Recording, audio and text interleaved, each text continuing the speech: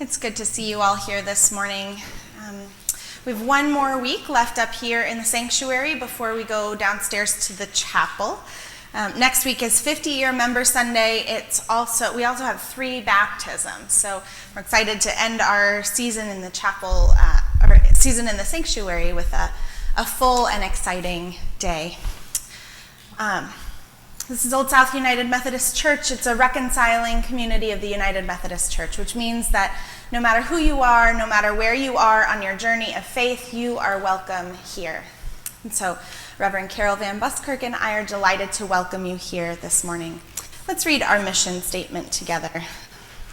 As disciples of Jesus Christ, we welcome all, experience God, transform lives, and act justly. Will you pray with me? God, it seems silly sometimes to speak when you have called us to silence, but will you be here with us this morning in our stillness, in our waiting, and in all the ways we listen to you. Amen.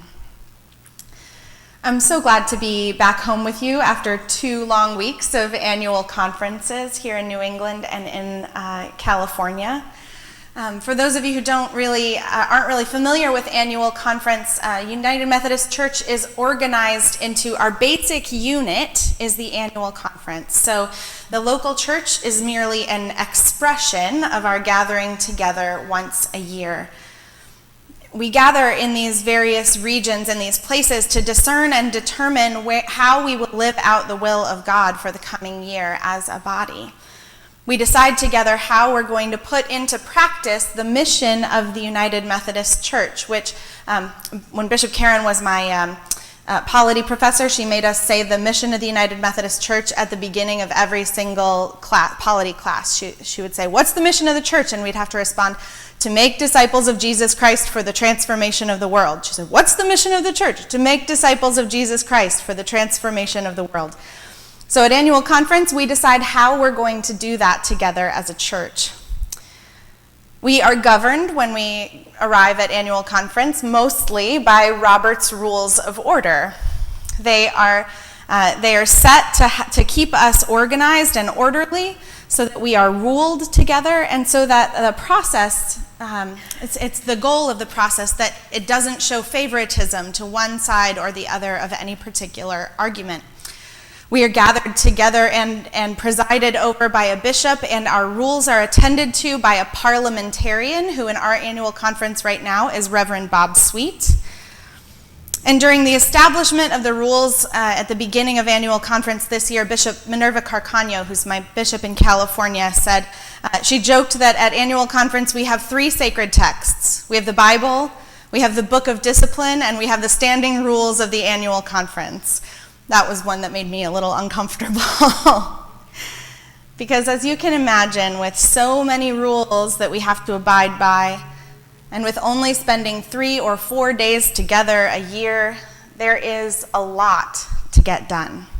The time ends up filled with a lot of speaking. Now it's good for us to gather together. It's good to hear the ministries that are happening all around the conference. It's good to hear excellent preaching and worship. It's good to discern our common way together. And lots of people stand up in ways that are risky at annual conference.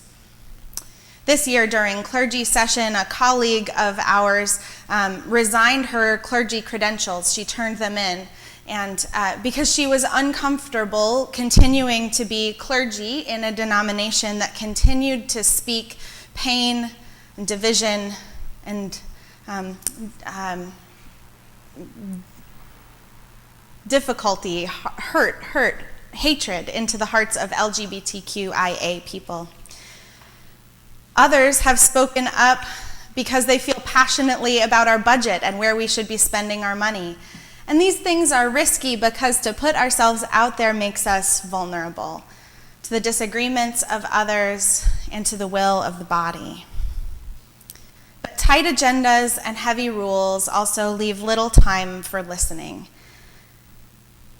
The silence of listening is risky. It takes courage. At annual conference, it takes courage because there are so many things to get done, and if we honestly take the time to listen to each other, we risk that all of our business may not be accomplished. In our scripture today, Elijah was in a bad way. He had done everything that he thought the Lord had wanted him to do. He proclaimed the might of the Lord in Israel, the supremacy of God over all other false gods, and his message in Israel had been received with great success. In fact, led by Elijah, the people had risen up and murdered the prophets of Baal. Baal is the god of nature that was worshipped by Queen Jezebel. She was the princess of Phoenicia, which is now we call it Lebanon. It's up north of Israel. And she married Prince Ahab, who was the prince in Israel. So she became the queen in Israel together with Ahab the king. And Jezebel, when she moved down to Israel, had never given up her worship of Baal. And so there was this power struggle between Queen Jezebel and Elijah, the chief prophet of Yahweh.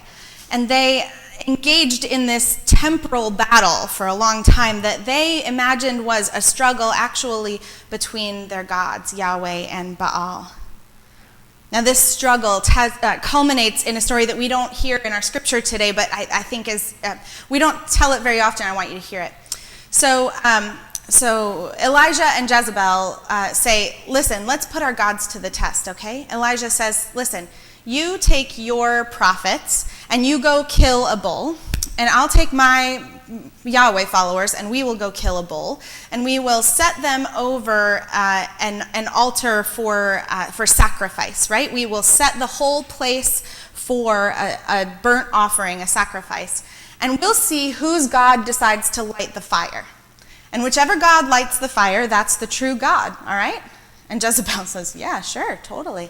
So they go out into the wilderness, and Jezebel's prophets slaughter a bull, and they prepare it for a burnt offering, but they don't light the fire. And Elijah's folks go and do the same thing. And then Elijah says, now, we're going to go even one further. He is feeling a little prideful, boastful, I think. He says, we're going to drench ours in water. So they pour like cups and buckets of water on top of the place where the fire should be, and they back up, and they wait, and God starts the fire. So Elijah says, see, whatever we do, God can't be stopped. Our God is the true God. And he gets his followers together to round up all of the 450 prophets of Baal, and he says, don't let anybody leave. And he leads them down into the valley where he kills them. Now Jezebel is furious. She's furious. And she vows to kill Elijah in retribution. And Elijah knows she can do this, so he flees. He flees down to the southern kingdom of Judah, where legally she is not allowed to touch him. Now, perhaps our lives aren't as dramatic as Elijah's. I mean, none of you that I know of, at least none of you have come to me and told me that you are fleeing a death sentence from a rival monarch. I don't know what's going on in your lives, maybe. But I imagine that most of you have felt similar to how Elijah felt on that day. He has left his country. He doesn't feel like he has any friends. He is alone. He is frightened. He is lonely. He's lost his job. The queen has threatened his life. I imagine he's wondering, was it right that I did all those things? I sowed these seeds of discontent, and I know that God told me to preach that God was the best, but look what's happened. I feel in over my head. And it's into that moment that Elijah requests the wisdom of God. And at first when he prays, well, I think God probably knows that he's not ready to hear what God has to say. And so God takes care of him for a while. God feeds him in a story that reminds me of when God brought manna to God's people in the wilderness, right? So Elijah's out here sleeping on the ground, and God provides a cake for him to eat. And he wakes up the next morning and there's food again, and so on and so on. For 40 days, Elijah prepares his heart and realizes that suddenly he's at the foot of the mountain of God. And he climbs the mountain. And God speaks to him, not in the earthquake and not in the fire, and not in the wind, but in the silence. Now Elijah's prayers were known to be loud. He was a zealot. And I imagine that when he prayed to God, he was also pretty noisy, telling God exactly what he wanted. But God asked him to pay attention to the silence. And that too was risky. When we sit in silence, we intentionally give up control. I think we're so used to creating a narrative, right? Even when we don't mean to, we craft a story so that other people will think about it the way that we will. But when you're in silence, there's no fooling God. There's no crafting a narrative so that God will be on your side. When you're in silence, you're vulnerable. No control. Stillness in the midst of chaos can be risky, and we see this as Elijah goes up the mountain. He stands there firm while the wind is happening and the earthquake is happening and the fire is happening. He stands there, face open to God. When you and I engage in silence and stillness and listening to God, the rest of the world still goes on around us, and so we risk that things might happen around us that we have not prepared for. We risk that we might slip down with the earthquake. We risk that we might get singed by the fire. We risk that we might get blown over by the wind. But in this story, God is calling us to stand still. Finally, silence is risky because we don't know what we might hear in those moments. When Elijah finally hears the voice of God in the silence, the Hebrew there is challenging. It either means the sound of silence or the still small voice of God. And I think perhaps it's ambiguous on purpose. But in the silence, this is when Elijah finally covers his eyes. Now, it's common, it's customary for people to cover their face when they are in the presence of God, but I wonder if it wasn't also Elijah feeling like he was protecting himself from whatever God had to say in that moment. The sound of silence can bring us clarity that we are often not prepared to live through. About a month and a half ago, we had been through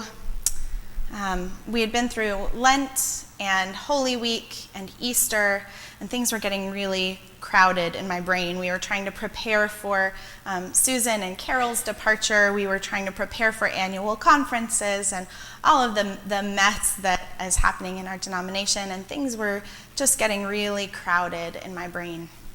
I'd planned to go down to North Carolina to spend some time with my family as they moved my grandmother into assisted living. And as that trip approached, I just realized I was full up.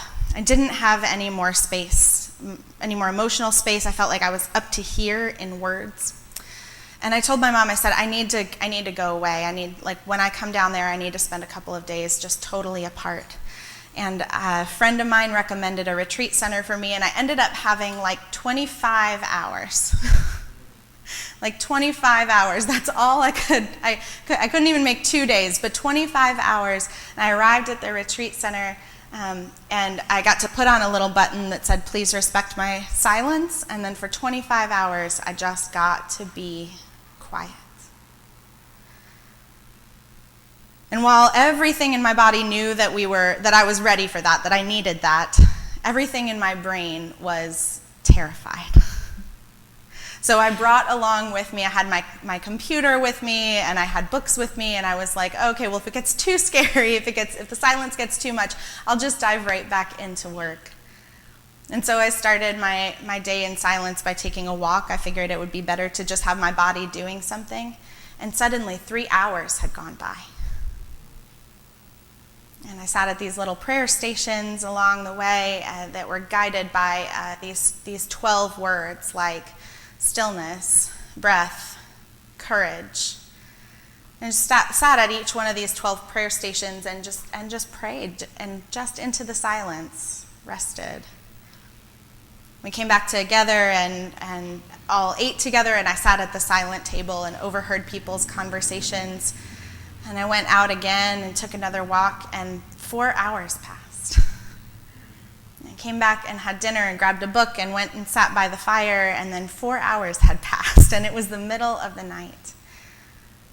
The time of the silence was so rich that I didn't even notice the time passing.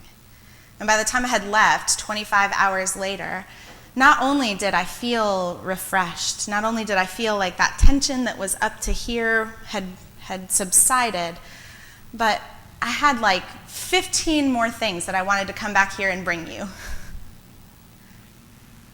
And it was scary. It's scary to hear that clarity and to know the direction that God is calling us to go in. And so it's easy when we're in the patterns of our lives to fill the schedule up with stuff. I came back knowing how excellent the time in silence had been for me, and I was talking with my therapist, and she was like, okay, so that was a really rich thing for you. Do you think you could build that into your life every week? And I was like, oh yeah, I can totally do that. And then I built out my schedule for the next week and came back to see my therapist. She said, how'd that go for you? And I said, oh yeah, I didn't do that.